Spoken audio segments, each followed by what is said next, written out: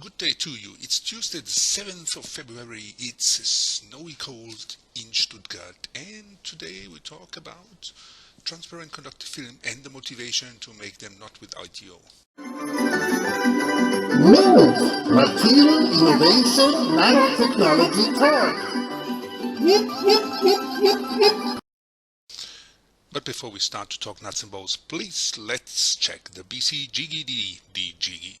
So it's cold outside, rain and snow and windy, not very convenient to be outside. But let's check the followers on LinkedIn. I got 10 new followers. Thank you very much for joining this magazine channel. And of course, Bill Gates gained another 200,000 followers. But all in all, I would say the difference between him and me is quite constant, and I will do my best to catch up and to be one day on his level.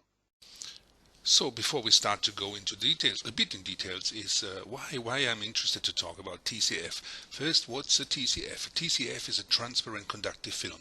Second, for what do I need a transparent conductive film? For example, for your smartphones.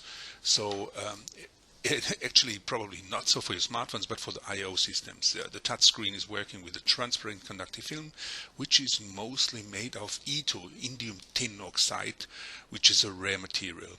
And 10 years ago, so there was a big discussion that the scarcity of ITO and how to replace ITO by other materials, and carbon nanotube was one candidate of this. And please now let me introduce you the history, how we came into this topic.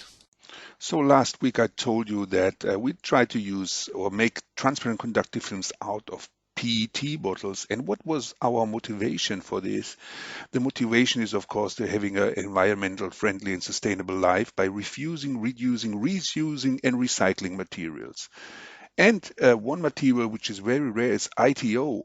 And the question was how we can replace ITO, and we did it by carbon nanotube and P-dot composite, which is EcoTouch number 1, right?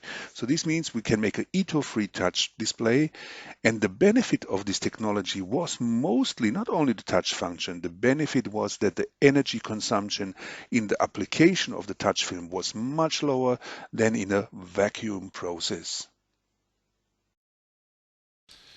So now you know what is EcoTouch 1. EcoTouch 1 was a P.PSS carbon nanotube, multi-volt carbon nanotube composite for transparent and conductive screens, which was superior in the field of environmental stability because the UV stability was much better than of the neat P.PSS.